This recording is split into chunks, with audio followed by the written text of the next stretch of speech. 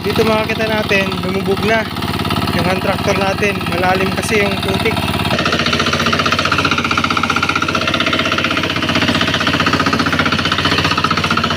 Okay, wala nang suyod yung hand tractor. Gulong na lang. Fearless.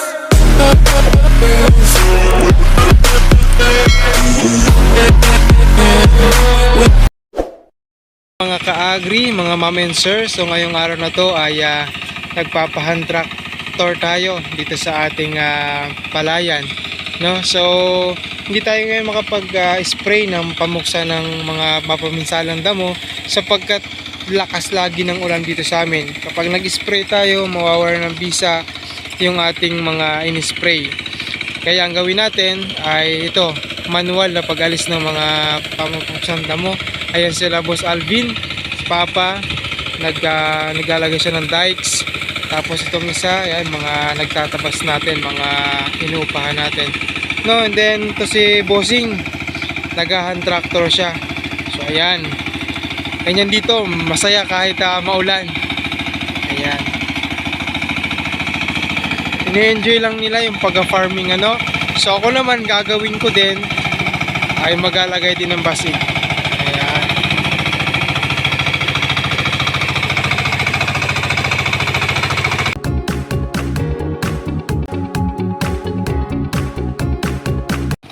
Ayan si Boss Philip naman ang ating nakikita ngayon sa pag-hand tractor. Isa yan sa pinaka matagal na mag-hand tractor dito sa amin.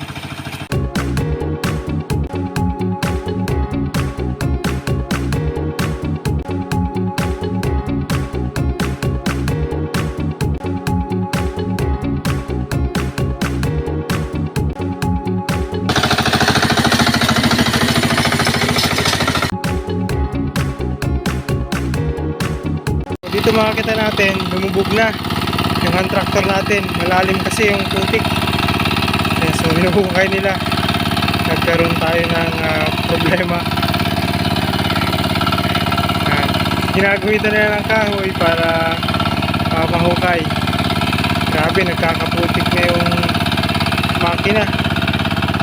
Tinatry nilang tagkalan ng suyod yung hand tractor. Try natin kung gagana.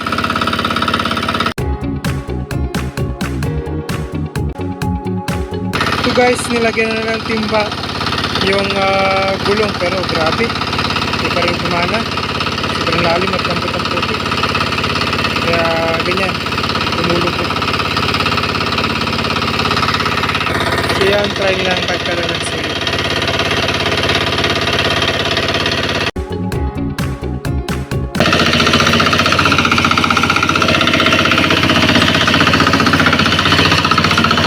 Okay, wala nang suyod yung hand tractor, gulong na lang. At yun na nga, gumaan, walang lubog. Ang lupit ayan yung bakal, suyod na lang, hila-hila ng tao. Ayun galing.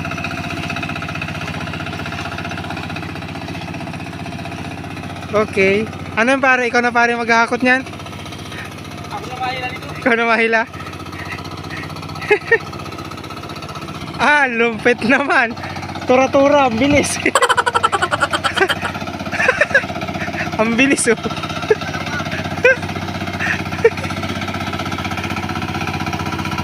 galing. So nakapagpagaan pa yung timba doon sa gulong. Nakikita niyo yung timba.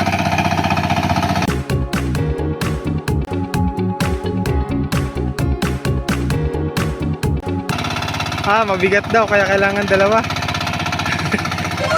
Panis. Saan ka niyan? Dito lang yun makakita ng dalawang nag-hand tractor. Mabigat daw kasi nawala yung balance sa pag-alis nung suyod.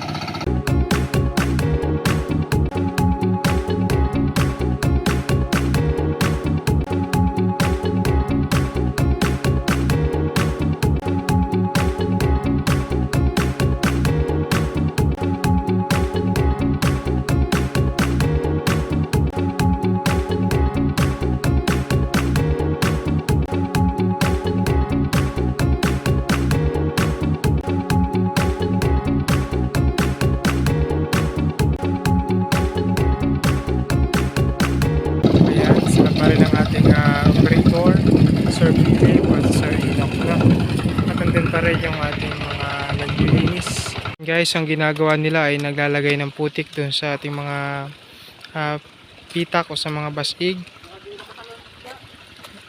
Yan para hindi umapaw yung mga tubig dyan sa ating mga basig. At the same time, magiging daanan yan kapag magdadala ng mga punla at sa time ng pag-aani. Yan yung mga purpose kaya naglalagay niyan. At syempre kapag baha, hindi aapaw-apaw dyan yung tubig. Yan mga ka-agri, natapos na po ang ating paghahan tractor dito sa ating tubigan. Kaya naman, yan ay ating binababad na para mabulok yung mga dayami. Approximately nasa 1 hectare itong ating sinasaka, itong ating tubigan.